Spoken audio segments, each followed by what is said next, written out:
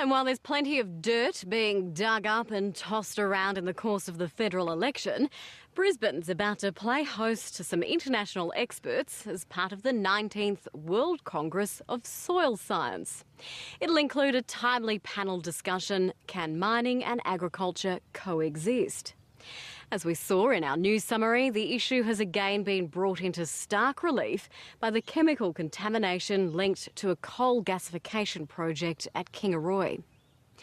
One of those taking part in the panel discussion will be Professor Chris Moran, Director of the Sustainable Minerals Institute at the University of Queensland, whose team has drawn up an action plan for handling issues related to the coal seam gas industry. That work was essentially looking at the effects of the depressurisation that I mentioned earlier. So as you decrease the groundwater pressures, you have to ask the question, well, what risks might come as a result of changing pressure at depth? And those risks are associated with underlying and overlying aquifers, and then even higher aquifers where agriculture may be accessing higher level aquifers. So you're looking for connectivity of that system, you're looking at the risks associated with recharge into that system, and the change of the structure of that coal system for the reintroduction of water over time. And the reason that you're very interested is that the coal seam gas industry will move across the landscape gradually over many, many years, over decades, in fact, gradually reducing the groundwater pressures to release the gas. And so this is not an area that we know a lot about in our particular circumstances.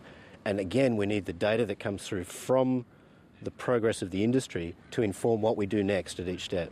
Are you surprised that these projects have got so far down the track without a robust debate about the science that will underpin them?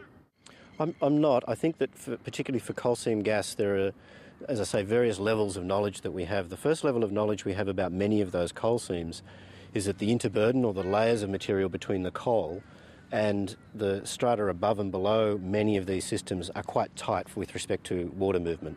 So water movement through those is very slow. And so we know that we have safety from the point of view of connectivity in a general sense, but what we want to grow is safety in a very specific sense. Which areas perhaps should we not be going into, or which areas should we be managing with re-injection and depressurisation in a very clever way?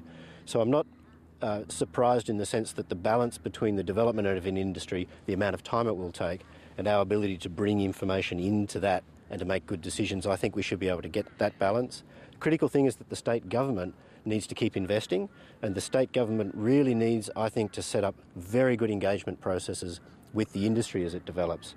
And the reason for that is the industry will be getting the information because they're drilling holes and monitoring the bores over time, and that's where the rich. And if we don't have a very good discussion between all of the companies and the government to ensure we get that information, we put it in a form that we can use it and society can see the results of that, then we're going to continue to have fear from communities because they're uncertain about what's going on. State government has a really strong role in that.